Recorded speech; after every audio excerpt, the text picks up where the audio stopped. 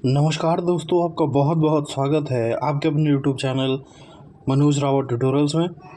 तो आज हम देखेंगे आपके बाल विकास एवं शिक्षण शास्त्र 7 जनवरी 2022 का पेपर 2 आज हम डिस्कस करेंगे। तो अगर आपको सेशन पसंद आता है तो आपसे रिक्वेस्ट है कि चैनल को सब्सक्राइब ज़रूर करें। तो चलिए पहला प्रश्न देखते हैं हम।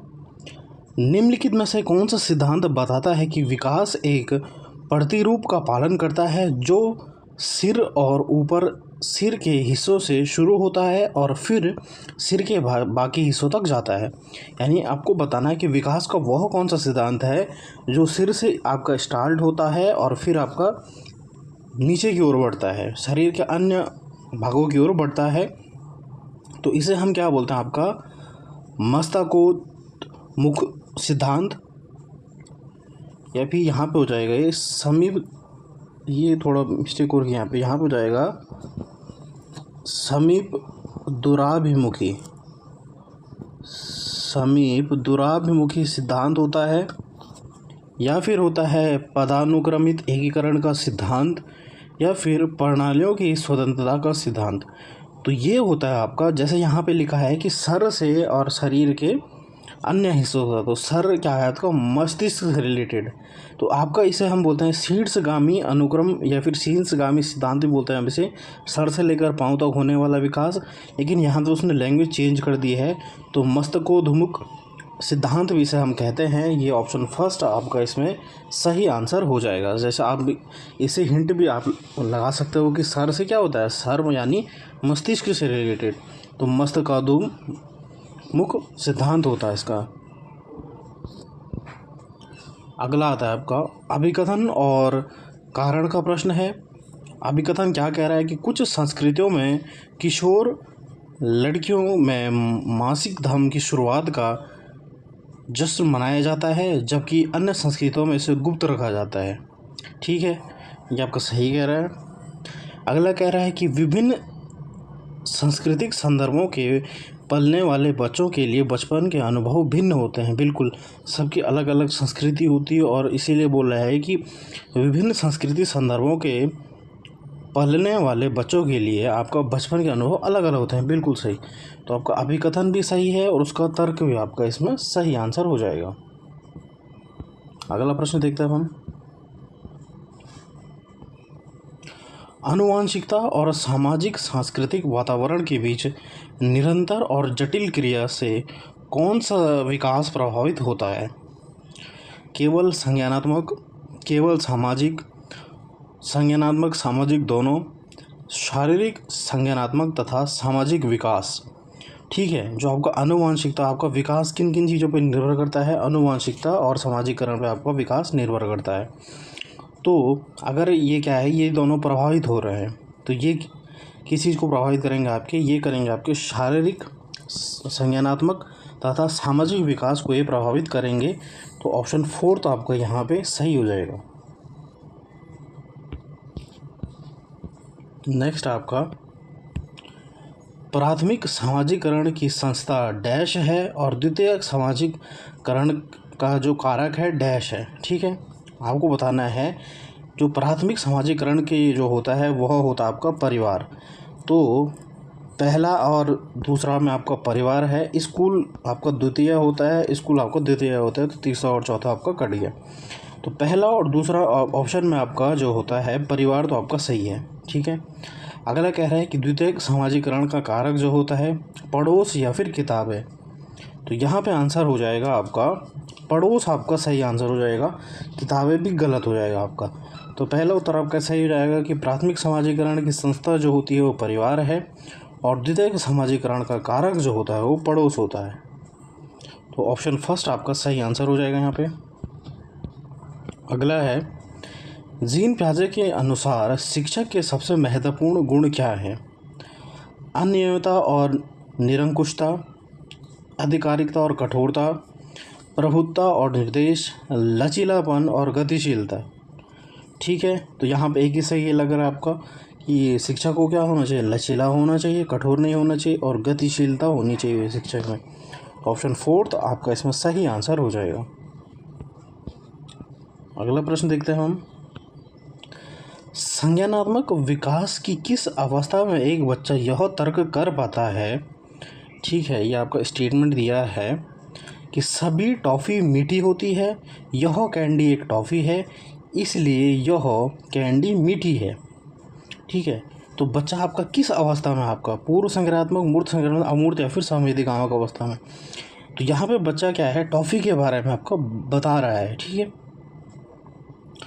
कि ये टॉफ़ी मीठी होती है, यानी उनको क्या है, वर्गीकरण कर रहा है। तो कौन सी आपकी अवस्था होती है जो जीन प्याजे के संज्ञानात्मक विकास में, जिसमें बच्चा वर्गीकृत करना शुरू कर देता हो, तो ये होती है आपकी मूर्त संक्रियात्मक अवस्था।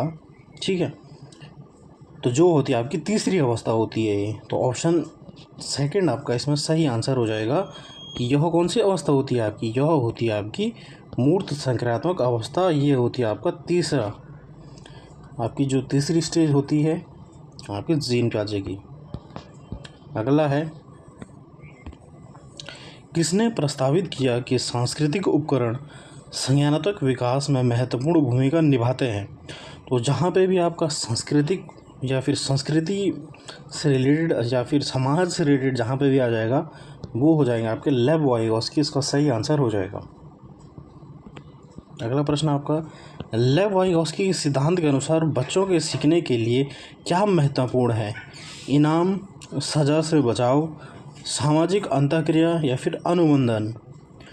तो आपका यहाँ पे सही ऑप्शन हो जाएगा ऑप्शन थर्ड, सामाजिक अंतःक्रिया आपका सही आंसर हो जाएगा। अगला है 9वां प्रश्न आपका, एक प्रगतिशील कक्षा में बच्चों की भागीदारी न्यूनतम होती है, यानी बच्चे क्या है, कम पार्टिसिपेट करते हैं। तो ये तो आपका गलत हो जाएगा। बच्चे पाठ्य पुस्तक में दिए गए तथ्यों को याद करते हैं। जहाँ पे भी आपका पाठ्य पुस्तक आ जाएगा और यहाँ पे याद करना आ जाएगा, ये भी आपका गलत होता है। बच्चे व्यक्तिगत और समूह दोनों में काम करते हैं, कि बच्चे खुद भी मेहनत करते हैं और समूह में, ग्रुप में भी क्या है, पढ़ते हैं। तो ये आपका सही लग रहा है। अगला ऑप्शन देखते हैं कि बच्चों का मूल्यांकन पेपर पेंसिल टेस्ट के ज़रिए ही किया जाता है। पेपर पेंसिल टेस्ट जहाँ पे भी आ जाएगा, ये आपका गलत हो जाएगा। तो आपका एक ही ऑप्शन बचता है जो कि आपका हो जाएगा, सही ऑप्शन हो जाएगा आपका ऑप्शन थर्ड। आपका इसमें सही हो जाएगा कि बच्चे व्यक्तिगत और समूह दोनों में काम करते हैं आपकी एक प्रगतिशील कक्षा में। अगला प्रश्न देखते हैं अब हम, अभिकथन और कारण का प्रश्न है ये फिर से। गैर अनुरूपवादी जेंडर भूमिकाओं में पुरुषों और महिलाओं का चित्रण बच्चों को भूमिका लचीलापन के लिए प्रोत्साहित करता है। क्या आपका गैर अनुपातिक जेंडर भूमिका, यानी जो है जेंडर भूमिका, गैर जेंडर भूमिका अगर आप निभाते हो, ठीक है, तो वह क्या होता है, बच्चों को भूमिका लचीलापन के लिए प्रोत्साहित करता है। बिल्कुल ये आपका सही है। जन्म के समय जेंडर का जैविक रूप से निर्धारण हो जाता है, कि जन्म के समय जेंडर का जैविक रूप से निर्धारण हो जाता है। तो ये तो आपका गलत हो गया। तो इसका अभिकथन सही है, लेकिन कारण इसका गलत हो जाएगा यहाँ पे। ठीक है, अगला प्रश्न देखते हैं हम, निम्नलिखित में से अपने अंतर्निहित सिद्धांतों के साथ कोहलबर्ग की अवस्था का सही सुमेलित युग्म कौन सा है। कोहलबर्ग की थ्योरी से आपका पूछा गया प्रश्न है कि सामाजिक अनुबंधन अभिविन्यास में वह बोलते हैं कि कानून और नियमों का लचीलापन होना चाहिए, कि कानून क्या होने चाहिए, आप कानून को क्या है, कानून और नियम को तोड़ सकते हो। तो ये आपका सही लग रहा है। अच्छा लड़का अच्छी लड़की अभिविन्यास में कि अधिकार के डर और सज़ा से बचने पर ध्यान देना, बिल्कुल गलत, सज़ा से बचने के लिए गलत हो जाएगा। कानून और व्यवस्था अभिविन्यास एहसानों का समान आदान प्रदान, ये भी आपका गलत हो जाएगा। सामाजिक व्यवस्था बनाए रखना अभिविन्यास विवेक के स्व चुने हुए नैतिक सिद्धांत, नहीं, ये भी गलत हो जाएगा। तो एक ही ऑप्शन बचता है आपका कि जहाँ पे सामाजिक अनुबंधन अभिविन्यास क्या होता है, कि कानून और नियमों आपके क्या होना चाहिए, लचीलापन होना चाहिए। ऑप्शन फर्स्ट आपका इसमें सही आंसर हो जाएगा। अगला प्रश्न आपका, हावर्ड गार्डनर के बहुबुद्धि सिद्धांत के अनुसार बुद्धि क्या है? जो आपके हावर्ड गार्डनर है, उन्होंने क्या है, बहुबुद्धि सिद्धांत दिया था, जिसमें उन्होंने बताया था कि बुद्धि एक प्रकार की ना होकर के बहुत प्रकार की आपकी बुद्धि होती है, बहु प्रकार की आपकी बुद्धि होती है। और उन्होंने बताया था कि आपकी बुद्धि कितने प्रकार की होती है, 8 प्रकार की आपकी बुद्धि पाई जाती है, ये भी आपको याद रखना है। तो पहला कह रहा है कि क्षमताओं का एक समूह जो किसी व्यक्ति को सीखने की ओर अग्रसर करता है। कि आपकी बुद्धि क्या होती है कि जो आपको क्या है, सीखने की ओर अग्रसर करती है। तो ये आपका सही लग रहा है। अनुभवों के परिणाम स्वरूप व्यवहार में स्थायी परिवर्तन करती है। और थर्ड कह रहा है कि उत्पादों के लिए मूल उत्तर देने की किसी व्यक्ति की क्षमता। क्या आप उत्तर देने की जो क्षमता होती है उसे हम बुद्धि कहेंगे? नहीं, ये गलत हो जाएगा यहाँ पे। किसी विशिष्ट प्रश्न के लिए एकल प्रतिक्रिया उत्पन्न करने की क्षमता। कि किसी एक जो विशिष्ट प्रश्न आपको पूछा गया है तो उसकी क्या है, उसका आंसर देने की क्षमता को हम बुद्धि कहते हैं, ये भी गलत हो जाएगा। तो पहला और दूसरा में से आपका सही हो जाएगा। पहला आपका सही हो जाएगा कि क्षमताओं का एक समूह जो किसी व्यक्ति को सीखने की ओर अग्रसर करता है, उसे हम क्या बोलते हैं, आपकी बुद्धि कहते हैं। तो ऑप्शन फर्स्ट आपका सही आंसर हो जाएगा यहाँ पे। अगला आपका, राष्ट्रीय शिक्षा नीति 2020 में निम्नलिखित में से किसकी वकालत की गई है? जो आपका NEP 2020 है, वह किसको आपका बताता है? शिक्षार्थियों का समग्र विकास होना चाहिए, यानी इसे हम क्या बोलते हैं, आपका बच्चों का होलिस्टिक डेवलपमेंट होना चाहिए। बिल्कुल सही, समग्र विकास कहता है। अनुभवात्मक शिक्षा होनी चाहिए, अनुभवों के आधार पर आपकी शिक्षा होनी चाहिए, बिल्कुल सही। पाठ्यक्रम सामग्री में कटौती, कि आपकी जो पाठ्यक्रम सामग्री में कटौती। और चौथा कह रहा है बहुभाषावाद। बहुभाषावाद आपका सही हो जाएगा। और थर्ड आपका कह रहा है कि पाठ्यक्रम जो आपकी सामग्री में कटौती, यानी आपको पाठ्यक्रम यानी आपका सिलेबस जो होता है उसको आपको कम करना है, बिल्कुल। तो ऑप्शन थर्ड में आपका सही हो जाएगा। यानी इसमें चारों के चारों ऑप्शन आपके सही हो जाएंगे। कि जो आपकी राष्ट्रीय शिक्षा नीति 2020 होती है वह कहती है कि शिक्षार्थियों का समग्र विकास करना चाहिए, अनुभव के आधार पर आपकी शिक्षा होनी चाहिए, पाठ्यक्रम सामग्री में कटौती होनी चाहिए और बहुभाषावाद होना चाहिए, यानी जिसे हम कहें मल्टीलिंगुअलिज्म बोलते हैं। तो पहला, दूसरा, तीसरा और चौथा आपका सही आंसर हो जाएगा यहाँ पे। अगला आपका, विश्लेषण को बढ़ावा देने वाले प्रश्न का उदाहरण कौन सा है? कि इनमें से आपको जो 4 ऑप्शन है उनमें से आपको बताना है कि आपको विश्लेषण के आधार पर जो आपका प्रश्न होता है उसका कौन सा उदाहरण हो जाएगा। कि शिक्षा का अधिकार अधिनियम कब पारित किया गया? इसका आपका क्या हो जाएगा, एक उत्तर हो जाएगा। तो ये तो नहीं होगा, आपका विश्लेषण के आधार पर नहीं होगा, क्योंकि इसमें आप एक ग्रेड बोलोगे कि शिक्षा का अधिकार अधिनियम कब पारित हुआ, ठीक है, यानी राइट टू एजुकेशन एक्ट कब पारित हुआ? तो ये हुआ 2009 में। तो इसका क्या हो जाएगा, एक ही उत्तर आ जाएगा। तो ये विश्लेषण नहीं हो जाएगा, विश्लेषण वाले प्रश्नों को बढ़ावा नहीं देंगे। विज्ञापन देखकर आप महिला और पुरुषों के मीडिया में चित्रण के बारे में क्या तर्कीकरण कर सकते हैं?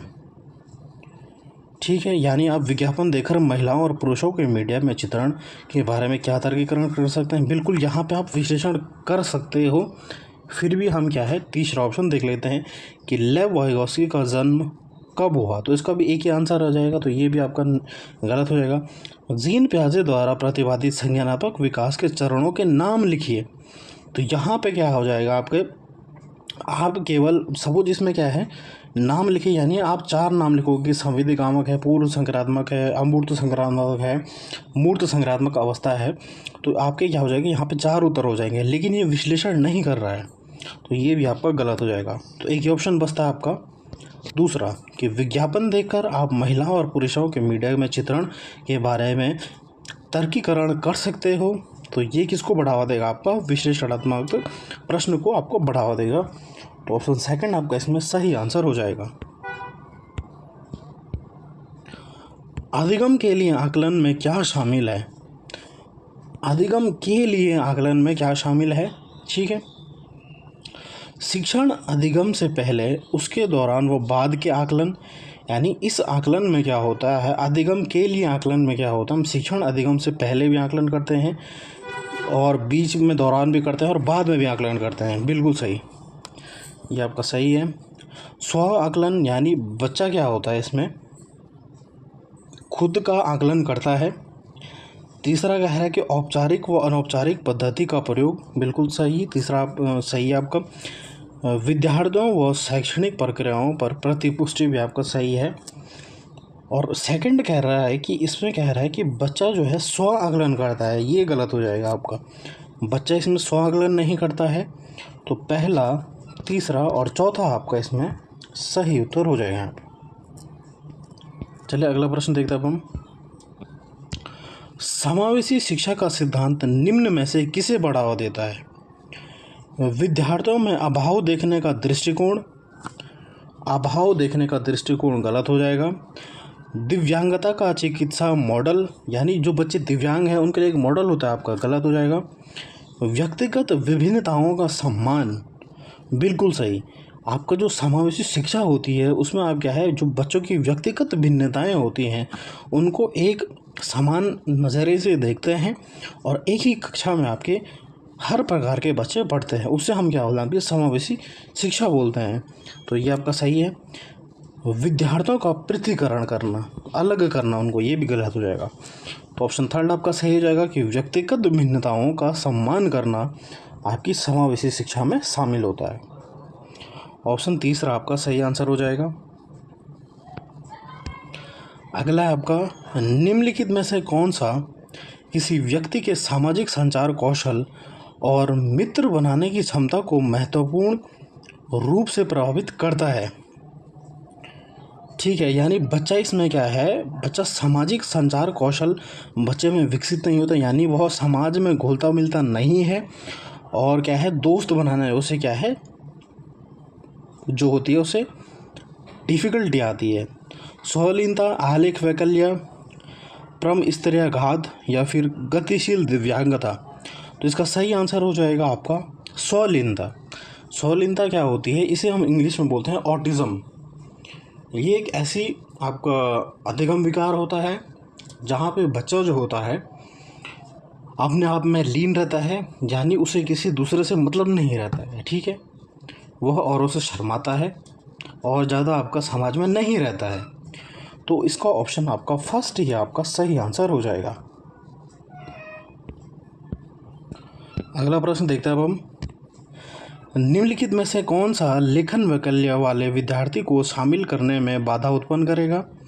लेखन वैकल्य यानी बच्चा जिसको कि क्या है, लिखने से रिलेटेड प्रॉब्लम हो रही है। मूल्यांकन के लिए लिखित कार्य अनिवार्य करना, कि आप सपोज उनका मूल्यांकन कर रहे हो तो उन्हें क्या है, लिखित कार्य दोगे, तो ये आपका सही है। नोट्स बनाने और विचार साझा करने के लिए अतिरिक्त समय देना।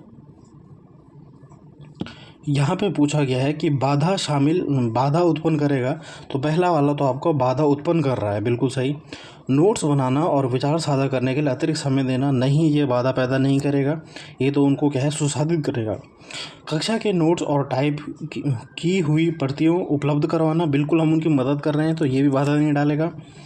कक्षा में ऑडियो रिकॉर्डर या लैपटॉप उपलब्ध कराना, बिल्कुल सही। बच्चे को लिखने में दिक्कत है तो आप उसे क्या लैपटॉप से सिखाओगे, तो ये भी आपका बाधा नहीं डालेगा। तो एक ही ऑप्शन बचता है आपका कि मूल्यांकन के लिए लिखित कार्य अनिवार्य करना, आपका बच्चों को जो लेखन वैकल्य वाले बच्चे हैं उनको क्या है, बाधा डालेगा। तो ऑप्शन फर्स्ट आपका इसमें सही आंसर हो जाएगा। अगला प्रश्न आपका, उन विद्यार्थियों के सफल समावेशन के लिए जिन्हें श्रवण बाधिता है, एक शिक्षक को क्या करना चाहिए? ठीक है, श्रवण बाधिता यानी बच्चा क्या है, सुन नहीं सकता है, बच्चे को क्या है, सुनने में दिक्कत है। तो पहला ऑप्शन कह रहा है कि सांकेतिक भाषा के प्रयोग को हतोत्साहित करेंगे, यानी आप जो संकेत की भाषा यूज़ करते हो, अपनी उंगलियों के द्वारा संकेत की भाषा जो आप यूज़ करते हो उससे क्या है, हतोत्साहित करना, गलत हो जाएगा। व्यापक रूप से मौखिक स्पष्टीकरण का प्रयोग करना, यानी आप मौखिक भाषा में पढ़ाओगे उनको, तो ये भी गलत हो जाएगा क्योंकि बच्चा सुन नहीं पा रहा है। व्याख्यान के ऑडियो टेप का प्रावधान बिल्कुल गलत हो जाएगा, अगर आप ऑडियो टेप का प्रावधान करोगे तो बच्चे को सुनाई नहीं देगा उससे। पर्याप्त गैर मौखिक अभिव्यक्तियों का प्रयोग, बिल्कुल गैर मौखिक अभिव्यक्तियों का प्रयोग, यानी सपोज आप क्या है उन्हें चित्र दिखाओगे तो उस चित्र के द्वारा आप उन्हें पढ़ा सकते हो, क्योंकि बच्चे को क्या है सुनाई नहीं दे रहा है। तो ऑप्शन 4 आपका सही हो जाएगा, गैर मौखिक अभिव्यक्ति का प्रयोग करके आप उन बच्चों को पढ़ा सकते हो। अगला आपका, निम्नलिखित में से कौन सा विकल्प दी गई विशिष्ट अधिगम वरीयता वाले विद्यार्थियों के समावेशन हेतु यथोचित संयोजन रणनीति का सही युग्म है, आपको पूछा गया है। जो आपके श्रवणात्मक, बिल्कुल ये आपके सुनने से रिलेटेड जो आपके बच्चे होते हैं उनको लिखित कार्य के आधार पर उनका मूल्यांकन करोगे, तो ये तो गलत हो जाएगा, क्योंकि बच्चे को क्या है सुनाई नहीं दे रहा है। इससे पहले भी ये प्रश्न आया था। दिशात्मक, यानी जिस बच्चे को दिखाई नहीं दे रहा है मुख्य रूप से व्याख्यान के माध्यम से वितरित विषय वस्तु दोगे, यानी बच्चे को दिखाई नहीं दे रहा है और व्याख्यान के माध्यम से उसे पढ़ाओगे, तो ये भी आपका गलत हो जाएगा। गति संवेदी, यानी बच्चे को क्या है फिजिकल कुछ प्रॉब्लम है उसके, तो निष्क्रिय सुनने की अपेक्षा करेंगे। अपेक्षा करना गलत होता है, तो एक ऑप्शन बचता है आपका कि स्पर्शनीय अधिगम के लिए हाथों द्वारा करके अनुभव, बिल्कुल सही। स्पर्शनीय क्या होता है, जहाँ पे कि आप क्या है बच्चों को हाथों के द्वारा अपने इशारों के द्वारा उनको क्या है पढ़ा रहे हो, बिल्कुल ऑप्शन 4 आपका इसमें सही आंसर हो जाएगा। ठीक है, अगला प्रश्न आपका, निम्नलिखित कथन क्या दर्शाता है, फल और सब्जी बेचने वालों के बच्चे अपने साथियों की तुलना में संख्याओं का योग करना जल्दी सीख जाते हैं। यानी ये क्या बता रहा है आपका, ये स्टेटमेंट क्या बोल रहा है कि जो आपके फल और सब्जी बेचने वाले जो लोग होते हैं उनके जो बच्चे होते हैं वह क्या है संख्याओं को योग करने में जल्दी सीख जाते हैं। तो ये क्या दिखा रहा है आपका, सीखना सामाजिक सांस्कृतिक संदर्भ में होता है, सीखना स्कूल के बाहर नहीं हो सकता है, पाठ्य चर्चा असंदर्भित होनी चाहिए, या फिर पाठ्य चर्चा केंद्रीकृत होनी चाहिए। तो आपका सही आंसर हो जाएगा, ये क्या दिखा रहा है कि सीखना सामाजिक सांस्कृतिक संदर्भ में होता है, कि आप समाज के हिसाब से ये बता रहे हो कि जो सब्जी वाले होंगे उनके जो बच्चे होंगे वह क्या है योग करना जल्दी सीख जाएंगे, यानी आपने समाज में एक धारणा बना दी। ऑप्शन 1 आपका इसमें सही आंसर हो जाएगा। अगला प्रश्न देखते हैं अब हम, अभिकथन और तर्क का प्रश्न है। अभिकथन क्या कह रहा है कि एक शिक्षकों को बच्चों को कक्षा की चर्चा में सक्रिय भागीदार की अनुमति नहीं देनी चाहिए। नहीं देनी चाहिए गलत हो जाएगा। बच्चे ज्ञान का सृजन करने के लिए सक्षम नहीं है और ग्रहणशील तरीके से सबसे बेहतर सीखते हैं, तो ये भी आपका गलत जाएगा कि बच्चे ज्ञान का सृजन करने में सक्षम नहीं है। हमें बच्चों को गलत नहीं बोलना है, तो इसका मतलब अभिकथन भी आपका गलत है और उसका कारण भी आपका गलत हो जाएगा। चलिए अगला प्रश्न देखते हैं अब हम, एक शिक्षिका को अपनी कक्षा में विद्यार्थियों की सांस्कृतिक विविधता को किस प्रकार देखना चाहिए, सीखने की प्रक्रिया में बाधा के रूप में, कि जो विविधता होती है बच्चों अलग अलग संस्कृति से आते हैं तो उनकी जो विविधता होती है उसको क्या एक शिक्षक के द्वारा जो होती है एक बाधा के रूप में देखना चाहिए, गलत हो जाएगा। विद्यार्थियों में कमी, बिल्कुल गलत। अधिगम प्रक्रिया के लिए अप्रासंगिक, गलत। गुण जिन्हें बढ़ावा देना चाहिए, बिल्कुल सही। ये एक क्या होता है कि गुण के रूप में देखना चाहिए जिसे एक शिक्षा को बढ़ावा देना चाहिए विविधता को। ऑप्शन 4 आपका सही आंसर हो जाएगा। अगला प्रश्न देखते हैं हम, विद्यार्थी अर्थपूर्ण और प्रभावशाली ढंग से सीखते हैं अगर शिक्षिका शिक्षण अधिगम के लिए, यहाँ पे हो जाएगा डैश दृष्टिकोण का उपयोग करती है।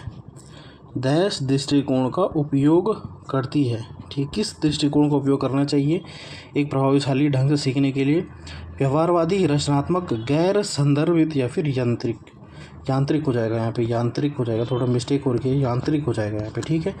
तो आपका सही आंसर हो जाएगा कि रचनात्मक, जहाँ पे भी आ जाएगा ये आपका सही उत्तर हो जाएगा। अगला प्रश्न आपका, निम्नलिखित में से कौन सी स्थिति विद्यार्थियों के अधिगम और चिंतन को सुसाध्य करेगी। ऐसी परिस्थितियां बनाना जहां विद्यार्थी निष्क्रिय श्रोता हो यानी बच्चे क्या हो निष्क्रिय रूप से सुन रहे हो, गलत हो जाएगा। बच्चों को हमें क्या है सक्रिय रखना है हमेशा। कक्षा की चर्चाओं में भागीदारी को हतोत्साहित करना, जो चर्चाएं बच्चा कर रहे हैं कक्षा में उसे हतोत्साहित करेंगे, ये भी गलत हो जाएगा। विद्यार्थियों को अपने स्वयं के सीखने पर नियंत्रण रखने के लिए प्रतिबंधित करना, बच्चे को प्रतिबंधित करना और खुद के जो है स्वयं के सीखने पर नियंत्रण रखना, गलत हो जाएगा ये भी। तो ऑप्शन 4 कह रहा है कि विद्यार्थियों को व्यवहारिक गतिविधियां प्रदान करना, बिल्कुल सही। ऑप्शन 4 आपका सही आंसर हो जाएगा। बाकी सब आपके क्या है गलत है। चलिए अगला देखते हैं हम। विद्यार्थियों में वैकल्पिक धारणाएं जो होती हैं उनके सामाजिक और सांस्कृतिक अनुभवों से बिल्कुल संबंधित नहीं होती हैं, तो ये तो आपको गलत हो जाएगा। दिखाती हैं कि विद्यार्थियों में अर्थ बनाने की जन्मजात क्षमता होती है। ठीक है, चलो अगला देख लेते हैं। को अनदेखा कर उन्हें हतोत्साहित करना है बच्चे को, गलत हो जाएगा।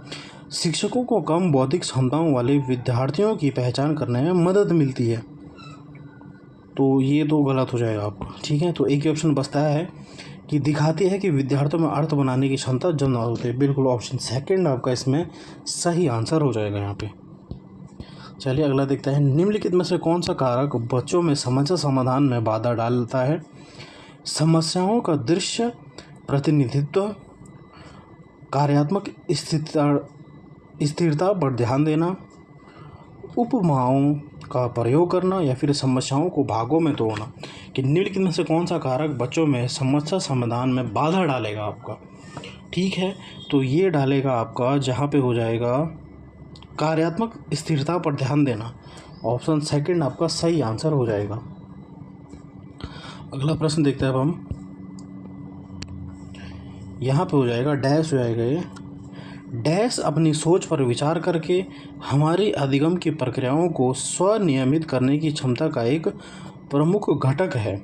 ठीक है, ध्यान देने की प्रक्रिया, प्रतिधारण की प्रक्रिया, संज्ञान या फिर अधिसंज्ञान। कि अपनी सोच पर विचार करना, जब हम अपने खुद की चिंतन पर, खुद का सोच पर विचार करते हैं, उन्हें चिंतन पर विचार करते हैं, उसे हम बोलते हैं अधिसंज्ञान लेना। ऑप्शन 4 आपका इसमें सही आंसर हो जाएगा। अगला प्रश्न आपका,